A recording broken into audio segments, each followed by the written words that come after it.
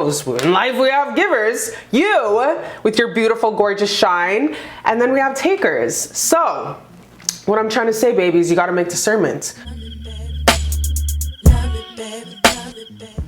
Hi, my beautiful baby. Why are you so beautiful? Why are you so gorgeous? Why did God make you so amazingly kind and loving-hearted? I don't know. Sometimes you gotta wake up and ask yourself that. If you're going through a hard time or you feel like no one's coming through for you, or you feel betrayed because you're always giving, and then when you're having hard times or when you're going through a really pickle of a time in your beautiful life, it's like, where is everybody? It's like crickets. And it's like you do all the right things. You're always giving to people. You're always making birthday cakes for your friends, your best friends' kids. You're always showing up. You're always picking people up. You're always dropping them off. You're always lending your last $5 or $10 away just to help somebody. You're always giving. And you know what? That's a beautiful thing. That's a gorgeous, beautiful gift. But at the end of the day, sometimes it drains you. It drains you and it leaves you feeling super exhausted, and sometimes you don't even realize that you're getting to this point because you're such a loving, giving soul. It's definitely a part of your nature, and that's great. But a lot of the time in this world, we have to learn boundaries and we have to learn to say no to ourselves. That's a huge thing people don't talk about. Is it's not others that are doing it to us, it's us, because we cannot say no. We do not know how to say no when people reach out. We don't know how to have boundaries. We don't know what boundaries are. We were never taught healthy boundaries. We were just taught, you gotta give. Even the old saying, how it goes, oh, he's so loving. Your dad was so loving, he'd give the shirt off his back. Yeah, well, a lot of the times that had us fucking struggling. How did we eat as kids? Like, it was great. It was full of love. We helped each other out. But a lot of times that it gets to the point sometimes of like toxic, because a lot of the times you're over giving and you're supposed to give to yourself. You're supposed to balance it out. You're supposed to have a healthy respect of balancing. You ain't supposed to be give to the point where you're exhausted and depressed at nighttime. The thing is, don't stop being this beautiful, gorgeous flower, this beautiful diamond in the rough. Don't stop being that beautiful person. The thing is just to have boundaries. Just not to feel guilt for shutting your phone off. Not for feeling guilt for saying no to extra shifts. Not for feeling guilt for saying, I can't do that today. I'm super busy. I need to sleep. Not release all guilt for saying, I can't lend you $40. I can't give you $60 today, okay? I'm running dry. You gotta release guilt for saying no and having these healthy boundaries. And like I said, a lot of the times, especially in First Nations communities, a lot of the times we are taught no boundaries whatsoever. We weren't taught healthy boundaries. We weren't taught to say no. We were just taught to say yes, to be nice. And it's like, don't be nice also, but be real. Because being nice will get you in a lot of situations that ain't so pleasant. Okay, so you gotta learn to make discernment. You gotta say no and release guilt. It's a practice. It takes practice. Like that's where the mirror work comes in, where you have to say that shit in the mirror and you literally have to practice it. You have to practice saying no. When someone comes to you, lend money, no. When somebody wants to borrow a bowl of sugar down the road, no. When somebody wants you to go pick them up at 11 p.m. at night, no.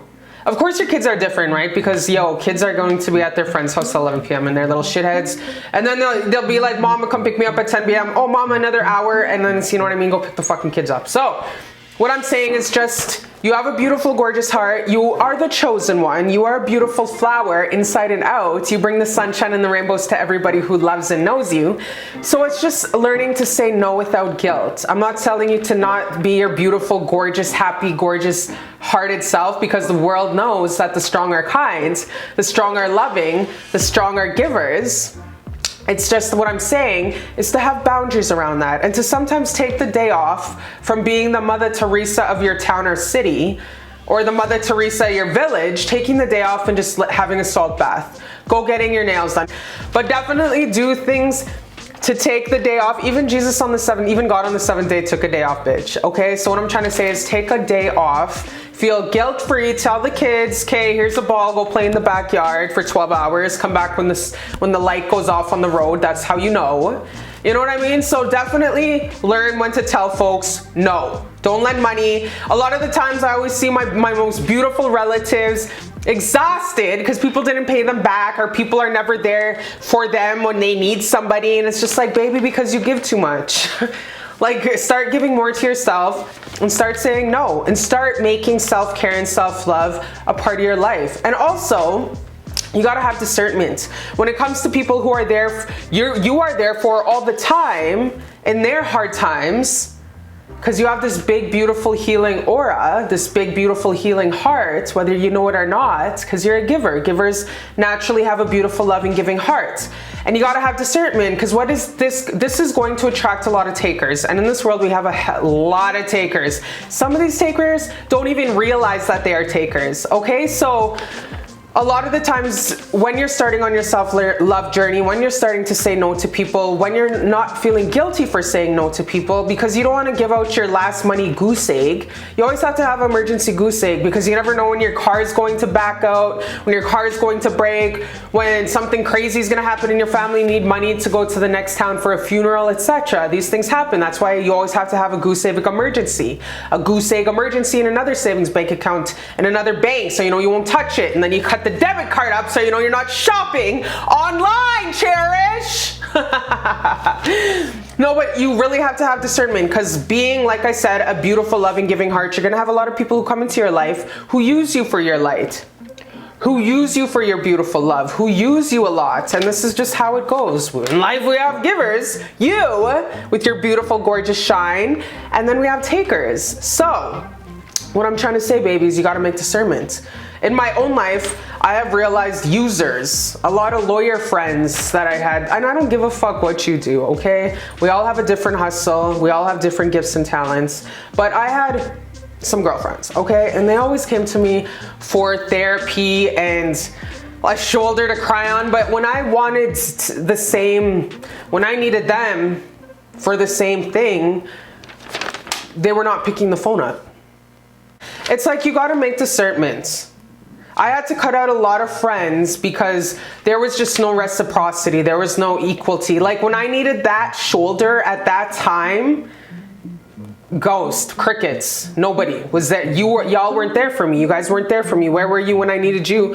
And I was absolutely there when you needed me. And then when I needed you to come through in those hard times, you went ghost. So I have to go through a lot of, you have to literally go through inventory and start taking inventory of who's there for you, your ride or die, or who's not there for you. Even as a child, as a teenager, I've seen a lot of Judases in a lot of friends that I had. And I was so naive back in the day. And it takes a lot of discernment and just being by yourself and seeing, okay, what are the relationships that I want to value to have? What are the relationships that make me feel better? What are the relationships that when I leave them, I feel so rejuvenated and so re-energized, like I just visited a rainbow. Like I just visited a real human rainbow bright. You know what I mean? That is the kind of relationships you want to have. Of course, we go through hard times. Of course, people have debts in their families and people are sad and stuff. And that isn't a toxic person. That's just someone who's going through grief and loss or pain and stuff like that. You know what I mean? And sometimes they need a shoulder and stuff, and that's okay. We all go through hard times in this life. I'm talking about toxic people who are just constantly nagging, talking about super, you know, everything gossipy, negative energy, just victim conscience, just like that very low frequency victim, poor, woe is me, this person does this person, this neighbor, you know what I mean? That is what I'm talking about, that you want to start taking inventory to release from your life. Or when you're going through a hard time, they just totally ghost and disappear. That's not a friend. That's a shitty friend. That's a shitty person that's using you. They're using you for your light. So you need to cut them off. Life gets better when you cut users off, because there's a lot of them. Like I said, we have givers in this life, which is your beautiful, gorgeous auric field, your heart. You're just absolutely this beautiful person who deserves the world, and I love you. And then you have takers who just know how to take. And those are the ones I need you to get out of your life. And you'll realize as you do this, your life just gets way better. It just gets way better and way happier. And those boundaries that you start to build, you start to have more of like, you start to build courage, you start to build self-esteem, you start with healthy boundaries and learnings to say no, you can give more to yourself, and you start to realize self-worth, and you start to realize that you have a voice, and to speak up even if your voice shakes. We need to get comfortable having uncomfortable conversations, and really also take inventory when you do say no to people. How do they react? Are they like, oh, and then you can feel the bad medicine and bad juju upon you when you say no? Or do they just unconditionally love you and they say, okay, sister, I love you, talk to you later, and they just go on about their merry way? Really start keeping inventory about people who you say no to and who you don't say no to, and how their energy reacts, because everything's energy in this life, and yours is very high frequency because you resonate with God, which is love. And that's just how you are. You're just naturally love, little Care Bear walking around, so cute, and I just want to pinch your cheeks. So yeah, you got to really learn how to say no and to give to yourself. Like I said, don't feel guilty for shutting your phone off. I absolutely shut my phone off at 10 or 11. I do not pick it up during night times. I don't even understand people who sleep with their fucking cell phone on at nighttime. It just doesn't make sense to me, because then people are just gonna be calling you and stuff like that, and I don't want to be available, and I'm a grump. Everybody knows from my whole entire siblings growing up, do not wake me up. When I'm sleeping, fuck off. And that's it. That's it. All right, so definitely I love you. I'm always wondering, why are you so beautiful? Why are you so damn cute? You have a million ancestors who walk with you every single step of the way. You have warrior ancestors. You have beautiful God who's with your heart, because you're such a loving chosen one. And I love you. And I'll talk to you next time on Cherish Love Talks. I've been waiting all night. Watch you blow a mile. Please don't come over.